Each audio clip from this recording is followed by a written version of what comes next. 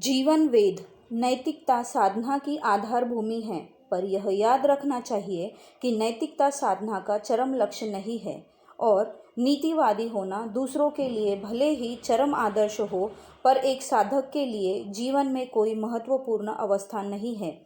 साधना के प्रारंभ में ही मानसिक सामंजस्य की आवश्यकता होती है।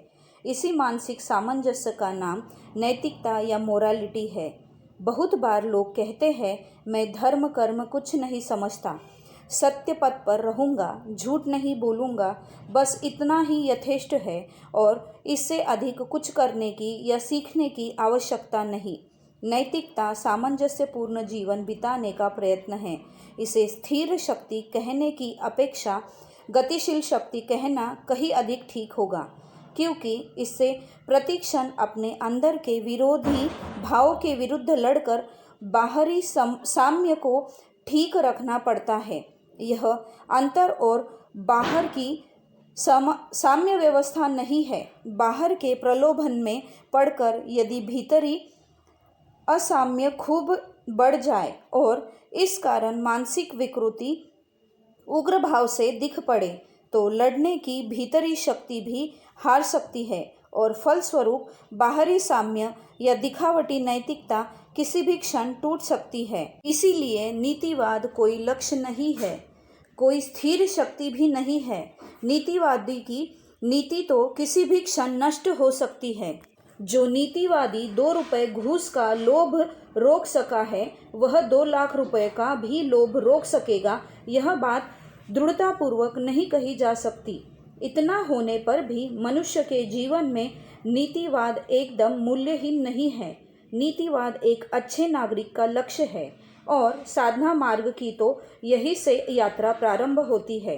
नैतिक आदर्श ऐसा होना चाहिए जिससे मनुष्य को साधना मार्ग में चलने का सामर्थ्य भी मिले तथा प्रेरणा भी।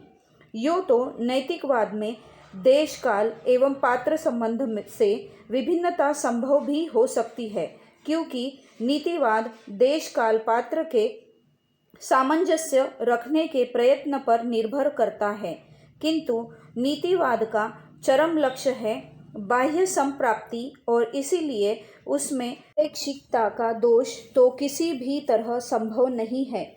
चोरी न करना ही मनुष्य के जीवन का अंतिम लक्ष्य नहीं हो सकता। चोरी करने की प्रवृत्ति का नष्ट होना बड़ी बात है। झूठ बोलना चरम लक्ष्य नहीं, मन से मिथ्यावाद दूर हो जाए, यही बड़ी बात है। साधना की यात्रा का मार्ग नीतिवाद के उस प्रारंभिक रूप से शुरू होता है। वहाँ झूठ नहीं बोलना, चोरी न करना आदि उसका आधार होता है, परंतु इस नीतिवाद का अंतिम लक्ष्य रहता है वह ब्राह्मी स्थिति, जहाँ चोरी की इच्छा नहीं रह जाती, मिथ्या भाव ही दूर हो जाता है। आनंद मार्ग की साधना में इसी ब्राह्मी आदर्श को सामने रखकर पहले नीति शिक्षा दी जाती है, क्योंकि नीति शिक्षा के बिना साधना असंभव है। नीति के बिना साधना मनुष्य को बार बार भोग की ओर ठेल देना चाहेगी और किसी भी क्षण उसके बड़े कष्ट से पाई हुई मानसिक शक्ति छोटी तुच्छ भोग सिद्ध के लिए ध्वंसात्मक कार्य में लिप्त हो सकती है। योग भ्रष्ट या तंत्र भ्रष्ट अनेक व्यक्ति इसी प्रकार कलंकित जीवन व्यतीत कर रहे हैं। बलपूर्वक अपनी प्रवृत्तियों का दमन कर वे जो कुछ साधारण संपाद प्राप्त करते हैं, वह भी भोग की एक चपेट में एक क्षण को भूल में ही खो बैठते हैं।